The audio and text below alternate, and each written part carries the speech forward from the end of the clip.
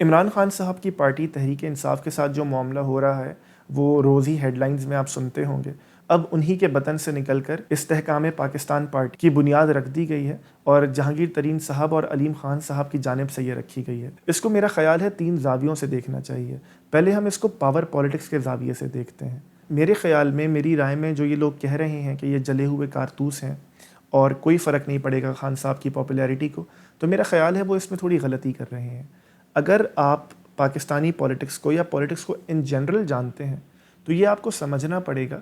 کہ پارلیمانی ڈیموکریسی میں چند ووٹ لیڈر کے ہوتے ہیں، چند ووٹ نیریٹو کے ہوتے ہیں، چند ووٹ آپ کو اس لیے پڑتے ہیں کیونکہ جو ووٹ آپ کو دے رہا ہے وہ دوسرے شخص کو، وہ آپ سے مد مقابل کو بہتر نہیں سمجھتا، اور چند ووٹ جو شخص وہاں پہ کھڑا ہے اس الیکٹیبل کے اپنے ہوتے ہیں. اب یہ جو تمام الیکٹیبلز الگ ہو گئے ہیں ان کا کچھ نہ کچھ ووٹ کا حصہ ہے، اور جب بھی الیکشنز ہوں گے تو میرے خیال میں آپ دیکھیں گے کہ یہ ایک اچھا خاصا ڈینٹ ڈالیں گے پی ٹی آئی کی پاپولیرٹی کو بھی، ووٹ بینک کو بھی، اور میرا خیال ہے کہ یہ پنجاب میں نون لیگ کو بھی خاصا تنگ کریں گے. اور اسی میں اگر آگے بڑھیں تو یہ بھی بہت ممکن ہے کہ ان لوگوں کی ریٹیلیشن میں اس بے وفائی کو سامنے رکھتے ہوئے بہت سارے لوگ خان صاحب کو اور ان کی پارٹی کو ووٹ کریں اور اس سے کہیں وہ ووٹس کا زاویہ آپس میں بیلنس ہو جائے. لیکن جس طرف حالات چل پڑے ہیں، جس طرف معاملہ خان صاحب کے ساتھ ہو رہا ہے، تو یہ نظر آتا ہے کہ خان صاحب شاید الیکشن ہوتے ہوتے نااہل ہو جائیں اور بہت حد تک ان کو ٹکٹس دینے کے لیے لوگ ہی نہ ملیں.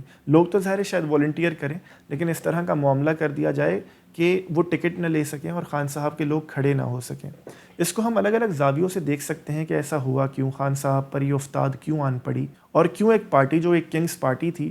اس کو اسی طرح کھڑا کیا گیا. آج اس حال میں ہے کہ خان صاحب واقعی اب منتیں کر رہے ہیں کہ اس کو معاملے کو حل کرتے ہیں اور مجھ سے بات کر لیجئے. اس پورے معاملے کو ہم ایک اگلی ویڈیو میں دیکھیں گے کہ واقعی خان صاحب یہاں تک کیوں پہنچے، پاکستان میں اس وقت میری رائے میں ہو کیا رہا ہے. لیکن میرے خیال میں یہ پولیٹیکل بات کرنا اور یہ نیریٹو اپنے تئیں بتانا بہت ضروری تھا کہ یہ ڈنٹ تو پڑے گا، پاور پولیٹکس میں اس کا فرق تو ضرور پڑے گا. دوسری بات مختصراً یہ، چاہے وہ سیاست ہو، چاہے وہ زندگی ہو، چاہے وہ ہمارا دفتری معاملہ ہو، ہم اس میں یہ بھول جاتے ہیں کہ جب بھی آپ کسی کے ہاتھوں استعمال ہوں گے تو خاطر جمع رکھیے کہ جب اس کا کام ہو جائے گا تو وہ آپ کو ملائی میں سے یا دودھ میں سے مکھی کی طرح نکال باہر کرے گا. کیونکہ جس نے آپ کو بنایا ہے، جس کی آپ سیاسی تخلیق ہیں، جو آپ کا سیاسی خالق ہے، اس نے آپ کو تخلیق نہیں کیا. اس نے بیسیکلی اپنی ضرورت کو ایک جامہ پہنایا. اس جامے میں آج آپ فٹ آ گئے تو آپ اس کے مطمع نظر بن گئے. آپ سے پہلے بہت سارے لوگ اور اسی کام کے سانچے میں، پہلے پیپلز پارٹی، پہلے نون لیگ کیونکہ فٹ ہوا کرتی تھی تو وہ فٹ ہو گئی، اور اب کیونکہ اب آپ فٹ ہو رہے تھے تو اس پورے نیریٹو میں آپ کو لگا اور شاید سب کو لگا کہ آپ اب دنیا کے شکست و فتح کے پورے زاویے سے نکل گئے ہیں، آپ اس سرکل سے نکل گئے ہیں کہ جو چیز جس طرح بنائی جاتی ہے وہ اسی طرح ختم خود ہو جاتی ہے، اگر نہ ہو تو جس نے بنائی ہے وہ اپنے ہاتھوں سے ختم کر دیتا ہے. تو خان صاحب کے لیے، ہمارے لیے، ہم سب کے لیے یہ سبق ہے کہ یہ دیکھیں، اس طرح کے معاملات ہمیں غور کرنے پر مجبور کرتے ہیں کہ جب بھی آپ اسٹیبلشمنٹ، مقتدرہ یا کسی کے بھی ہاتھوں، چاہے اپنی زندگی میں بھی کسی کے بھی ہاتھوں غیر اخلاقی طور پر، غیر اصولی طور پر استعمال ہوں گے کہ جہاں کسی اور کا حق چھینا جائے گا اور آپ کو بڑا اور برتر بنا کے پیش کیا جائے گا، اس لیے نہیں کہ آپ بڑے اور برتر ہیں، اس لیے کہ دوسرے کو چھوٹا کرنا مقصود ہے، تو وہ ہمیشہ پلٹ کر آپ کو کاٹے گا، ہمیشہ کاٹے گا. اور پھر جب یہ معاملہ ہو جائے گا تو آپ اور میں ہاتھ ملتے رہ جائیں گے کہ یہ کیا ہوا. اس لیے کہا جاتا ہے کہ تاریخ کو پڑھنا چاہیے، اس لیے کہا جاتا ہے کہ تاریخ کو دیکھنا چاہیے، کیونکہ تاریخ آپ کوئی بھی ہوں وہ خود کو دہراتی ہے اگر آپ وہی غلطیاں کریں گے. تیسری اور آخری بات اس میں یہ کہ جو لوگ اب جہانگیر ترین صاحب کے ساتھ شامل ہو گئے ہیں، اگر آپ واقعی سچائی کے طلبگار ہیں، اگر آپ واقعی اس ملک کی بہتری چاہتے ہیں تو ان لوگوں کے چہرے یاد رکھیے گا، ان لوگوں کی باتیں یاد رکھیے گا، ان لوگوں کا کردار یاد رکھیے گا. اور اگر ہو سکے تو پولنگ بوتھ پہ ان کے لیے ووٹ ڈالنا تو کجا، جب یہ آپ کے پاس آئیں، جہاں آپ کو موقع ملے، ان سے سوال ضرور کیجیے گا. جب تک ہم اس طرح کے لوگوں کو کہ جو مجبوری میں یا پریشر میں آ کر یا واقعی استعمال ہو کر، کیونکہ اس میں تو اس پوری پارٹی میں بہت سارے لوگ لوٹے تھے نا جو خان صاحب کے ساتھ شامل کر دیے گئے تھے، اب ان لوٹوں کا معاملہ پورا ہوا تو وہ جہاں سے آئے تھے وہیں چلے گئے. جب تک ہم اس طرح کے لوگوں کو، اس تمام ٹولے کو آنکھ میں آنکھ ڈال کر بات نہیں کریں گے، ان کی سیاسی حیثیت کو بڑھائیں گے، تو کبھی بھی ہمارے ملک میں اصولی سیاست نہیں ہو سکتی. تو ان کے چہرے یاد رکھیے گا. اور ساتھ میں یہ بھی کہ اگر تو 9 مئی کا سارا معاملہ خان صاحب نے آرکسٹریٹ کیا، وہ اس کے ماسٹر مائنڈ تھے، تو یہ تمام لوگ اس وقت ان کے ساتھ تھے. جو ان کے ساتھ نہیں تھا، جو اس بات میں شامل نہیں تھا، وہ بعد میں خان صاحب کو سپورٹ کر رہا تھا. اگر تو ان پر یہ حقیقت واضح ہو گئی کہ ہاں بھائی خان صاحب نے یہ کیا، تو کھل کر آئیں، صرف تردید نہ کریں، بتائیں کہ ہاں بھائی مجھ تک یہ انفارمیشن آئی ہے، میرے خیال میں عمران خان صاحب نے یہ معاملہ کیا تھا اور اب میں اس پارٹی کو چھوڑ رہا ہوں. اگر یہ اخلاقی جرت نہیں ہے یا اگر یہ معاملہ نہیں ہوا،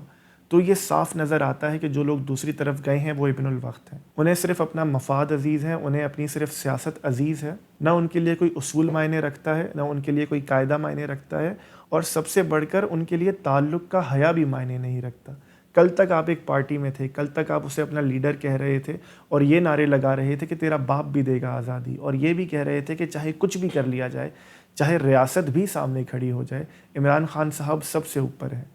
تو اس تعلق کا حیا ہوتا ہے، اپنی کہی ہوئی بات کی کوئی عزت ہوتی ہے کہ اس کے فوراً بعد آپ مخالف کے ساتھ جا کے نہیں مل جاتے، اس کے فوراً بعد آپ وہی نیریٹو اور اپنے الفاظ کو اس طرح نہیں پی جاتے کہ کبھی کہا ہی نہ ہو. اس موقع پر مجھے وہ شعر یاد آتا ہے، آفتاب اقبال صاحب اپنے والد سے منسوب یہ شعر پڑھا کرتے ہیں، مجھے ایگزیکٹلی یاد نہیں ہے لیکن مدعا کلیئر ہو جائے گا. وہ شعر پھر کچھ اس طرح ہے کہ جھوٹ بولا ہے تو اس پر قائم بھی رہو اب ظفر، آدمی کو صاحب کردار ہونا چاہیے. کہ اگر یہ معاملہ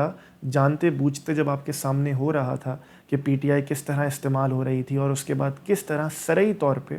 حکومت جانے کے بعد اس نے صرف پروپیگنڈا کیا، چاہے وہ پھر IMF سے معاہدے کا معاملہ ہو، چاہے وہ پھر امریکہ کی سازش کا ایک ڈھونگ ہو، چاہے کچھ بھی ہو، آپ کے سامنے یہ سارا جھوٹ بولا جا رہا تھا. اب جب ذرا پریشر آیا کہ اب جب ذرا اسٹیبلشمنٹ کی جانب سے آپ کو 2 روز جیل میں رکھا گیا، تو آپ اس تعلق کا حیا بھی برقرار نہیں رکھ سکے، بلکہ اپنی کہی ہوئی بات کی بھی عزت نہیں کر سکے.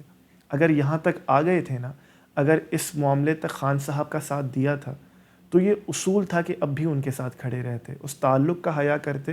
اتنا جو معاملہ ہوا اس کا حیا کرتے. اور اگر یہ نہیں کر سکتے تھے تو جس طرح کافی سارے لوگوں نے یہ کہا تھا کہ اب ہم سیاست ہی چھوڑ رہے ہیں، اس ہی کا حیا کر لینا چاہیے تھا، اس ہی کی عزت رکھ لینی چاہیے تھی، اپنے کہے ہوئے الفاظ کی کوئی وقت رہنے دینی چاہیے تھی. تو میری رائے میں جو بھی لوگ یہ سمجھتے ہیں کہ خان صاحب ہمارے ملک میں کوئی انقلاب لا رہے تھے یا اب ایک پارٹی کو توڑ کر بڑی کوئی جمہوریت کی ہم عزت افزائی کر رہے ہیں، یا اب جو PDM ہے ان کو نہیں بھولنا چاہیے کہ وہ جس طرح اسٹیبلشمنٹ کا ماؤتھ پیس بن گئے ہیں، یہ نعرے لگاتے رہے کہ ووٹ کو عزت دو، ووٹ کو عزت دو، اور جب موقع آیا تو بیچ چوراہے میں جا کر اپنی بھی عزت نیلام کی، ہماری بھی عزت نیلام کی. تو اگر آپ کو ان سے کوئی امید ہے کہ ہمارا کوئی سیاسی ڈھانچہ بہتر ہوگا، ہم واقعی سیاسی طور پر آگے بڑھ سکیں گے، ہمارا ملک واقعی انسٹیٹیوشنل ترقی کر سکے گا، تو یہ خیال خامہ ہے، اس کے علاوہ کچھ نہیں. کیونکہ قرائن یہ بتاتے ہیں کہ ہماری ریاست اور ریاست سے ادھر مراد ہماری اسٹیبلشمنٹ بہت مضبوط ہے. وہ جب چاہے جس کو چاہے کھڑا بھی کر سکتی ہے اور نیچے بھی گرا سکتی ہے، اور نہ صرف سیاسی بنیاد پر بلکہ وہ نیریٹو بھی ایسے بناتی ہے کہ کل کا ہیرو آج کا ولن ہے اور آج کا ولن کل کا ہیرو بن کر کھڑا ہوگا. اور یہ ایک وشس سائیکل ہے، یہ ایک گورکھ دھندا ہے جو چلتا رہے گا. اور جن کو اپنے مفادات پورے کرنے ہیں وہ تو کر لیں گے، آخر میں آپ اور میں اس جگہ پر ہوں گے کہ جہاں ہارنے والے کھڑے ہوتے ہیں.